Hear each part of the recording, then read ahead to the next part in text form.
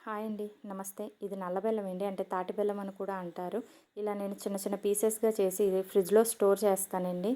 ఇవి తింటే మనకి హిమోగ్లోబిన్ లెవెల్స్ పెరుగుతాయండి. ఐరన్ బాగా అందుతుంది. బోన్స్ చాలా స్ట్రాంగ్‌గా ఉంటాయి.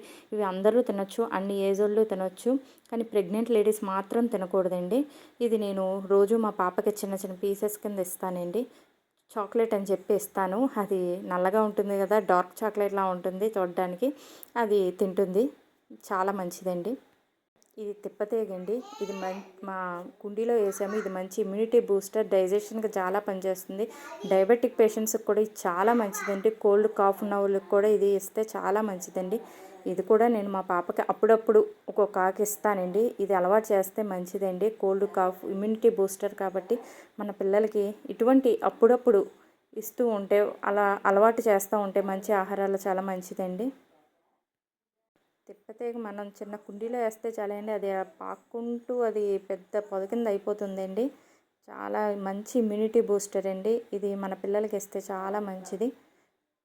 కానీ కొంచెం చేదుగా ఉంటుందండి. తినడానికి కొంచెం కష్టమే, కానీ అలవాటు అవుతుంది పిల్లలకి. ఇక వాము, జీలకర్ర అండి. ఇవి డైజెషన్‌కి చాలా మంచిదండి. గ్యాస్ ప్రాబ్లమ్స్ ఇటువంటివన్నీ చాలా బాగా తగ్గుతాయండి.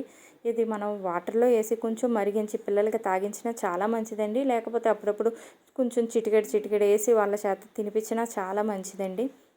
ఇటువంటి అప్పుడప్పుడు మనం అలవాటు చేస్తూ ఉంటే వాళ్ళకి మంచిగా ఉంటుంది. సబ్జా వాటర్ అండి ఇవి.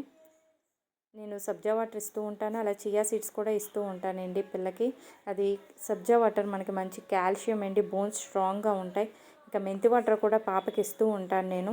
ఇక నేను flax seeds, pumpkin seeds, sunflower seeds ఇవన్నీ ఒక్కొక్క స్పూన్ వేసి పాప చేత ఈవినింగ్ ఒక్కోసారి స్నాక్ లాగా తినిపిస్తూ ఉంటానండి. వీడియో కనుక మీకు నచ్చినట్లయితే లైక్ చేయండి, షేర్ చేయండి అండ్ సబ్స్క్రైబ్ చేయండి. Thank you so much.